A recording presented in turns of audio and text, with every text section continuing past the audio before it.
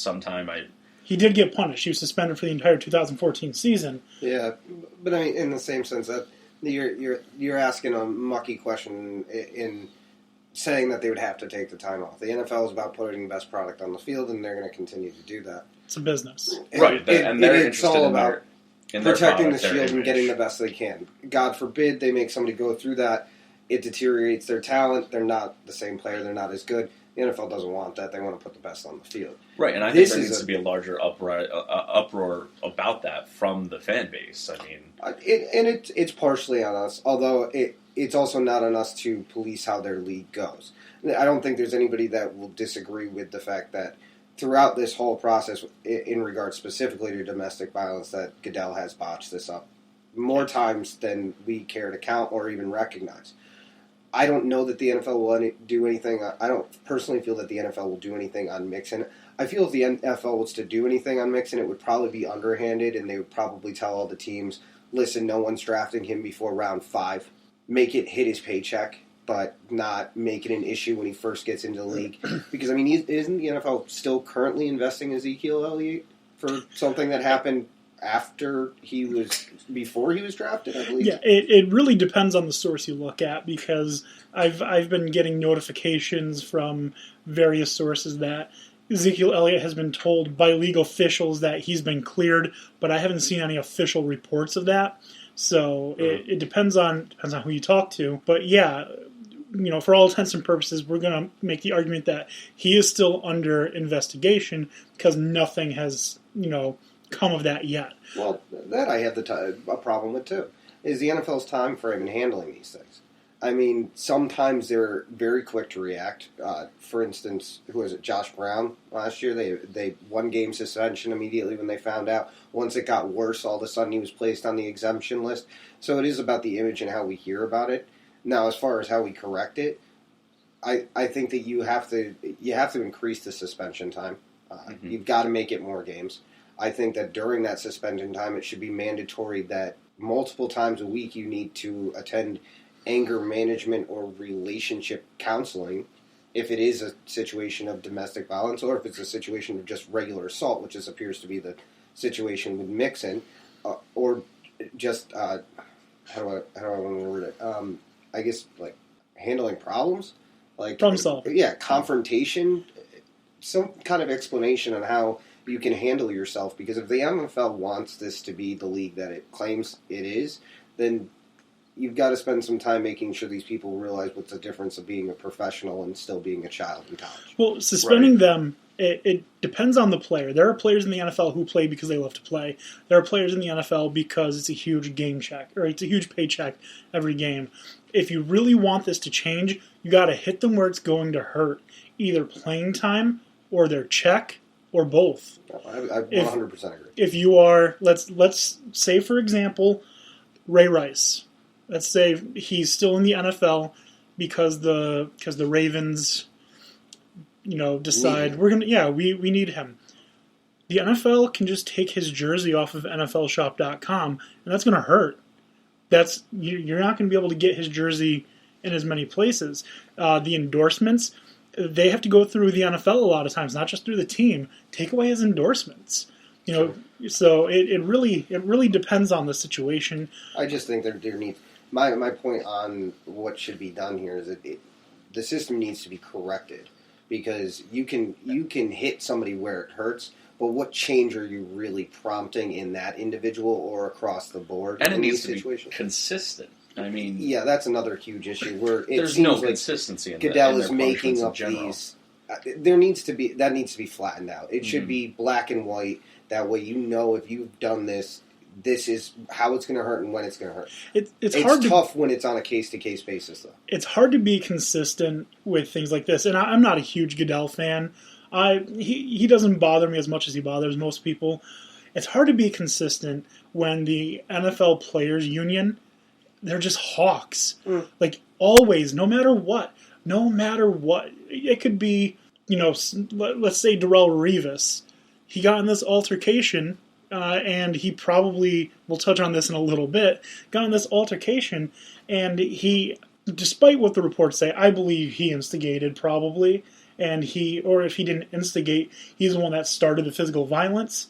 If the NFL is like, we're going to suspend you because of this issue until we have proof otherwise, the NFL Players Union is going to be like, well, you have no proof, so we're just going to appeal on behalf of him, and he'll get to play until there's the hearing. The NFL Players Union, they do very well at their job of trying to take care of the players, but more so than take care of the players, they just fight the league way too much. I agree, but I think that this is an issue that if you want to go back and forth between the league and the players union, this is an issue that they should all be on the same page of, because no matter how many times this keeps happening, it's never not going to result in a black eye for the NFL or for the player involved in it, and some agreement has to be done to finally nip this in the bud and end it, because it's constantly going to be an embarrassment for all parties considered. This is what I would do. If it's a serious domestic abuse thing, 3-strike policy. First strike, half-season suspension without pay. Second strike, full season suspension without pay. Third strike, you're banned.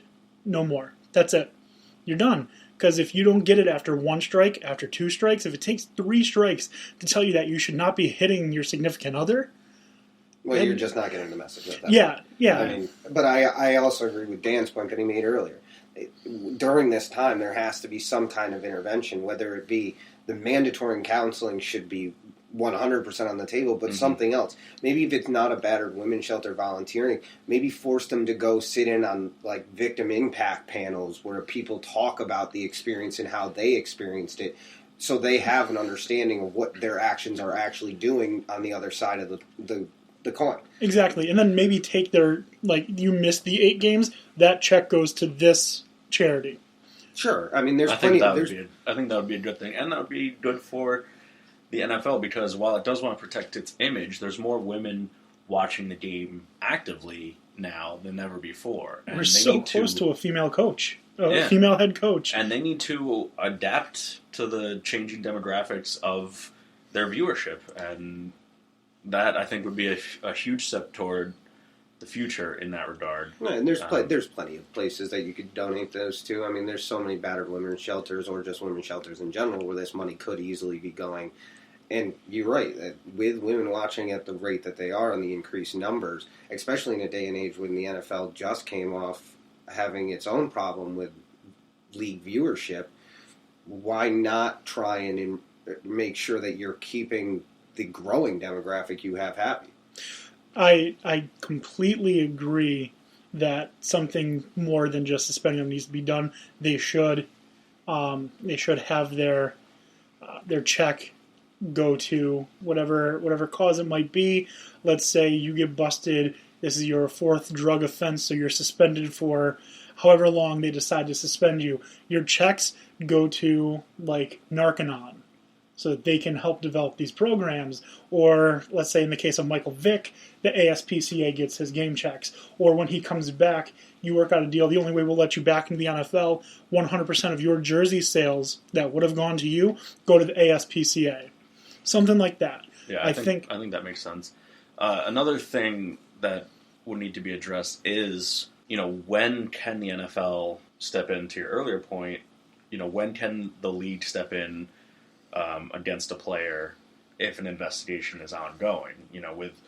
With Ray Rice, they stepped in right away because there was that video, but often there's not that damning video. There's just... That's why Tyreek Hill isn't in as much trouble as he probably would have been. Yeah, and they did, a slap on the wrist to him, and then he was having 100-yard games, and all of a sudden he's the NFL's darling. Yeah. And you can't have that and then have your reaction to Ray Rice and claim that you're consistent or that you're against domestic violence to the degree that you are. Right. I want to... I'm sorry. No, I'm just quickly, that it's a tough area to go into as far as... I find that interesting when you go into it, because... Because the law needs to... the law takes time. Well, true, but there's also the story. A lot of times, we don't have the video.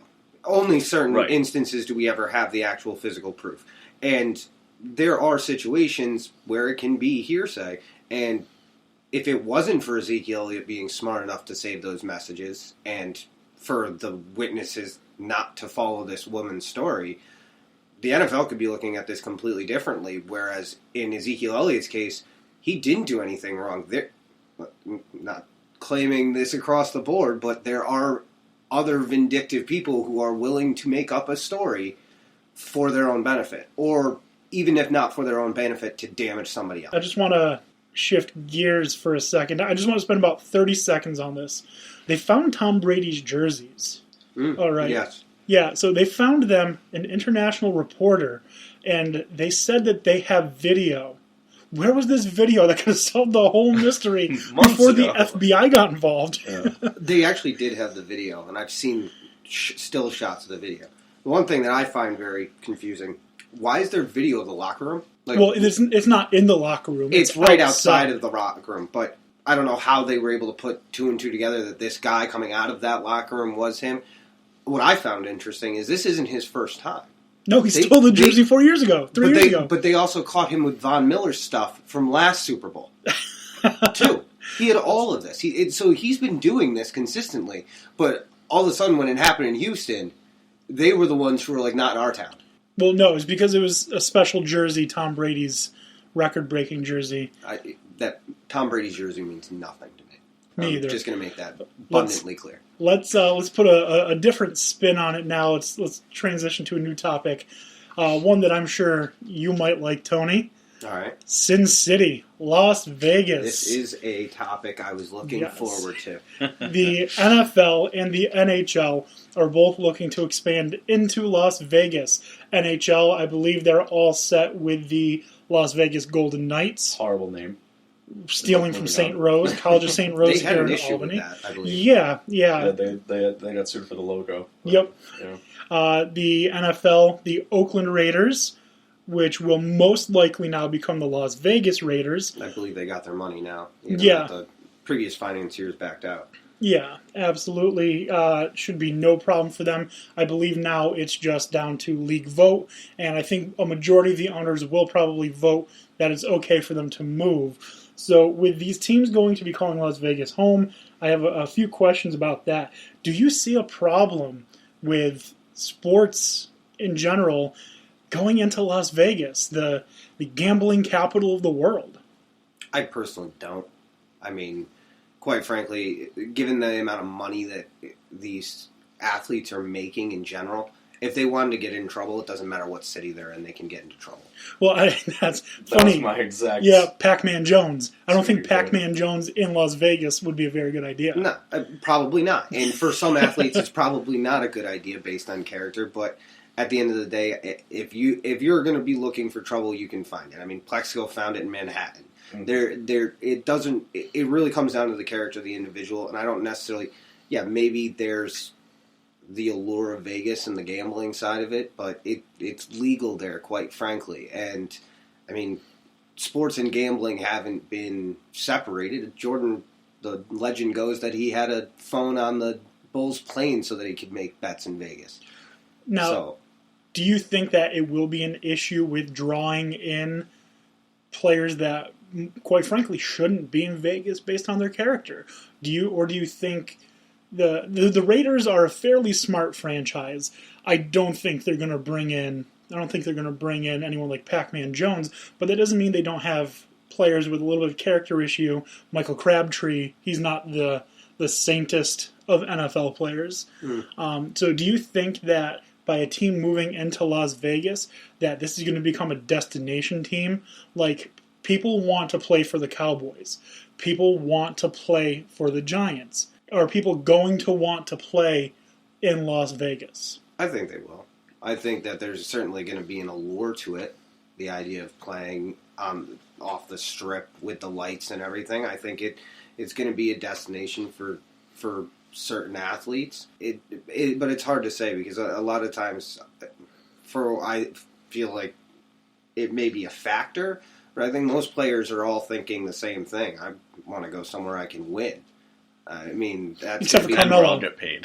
Yeah, except for Carmelo. Yeah, money and money and legacy is what these people are all about. So I think that's going to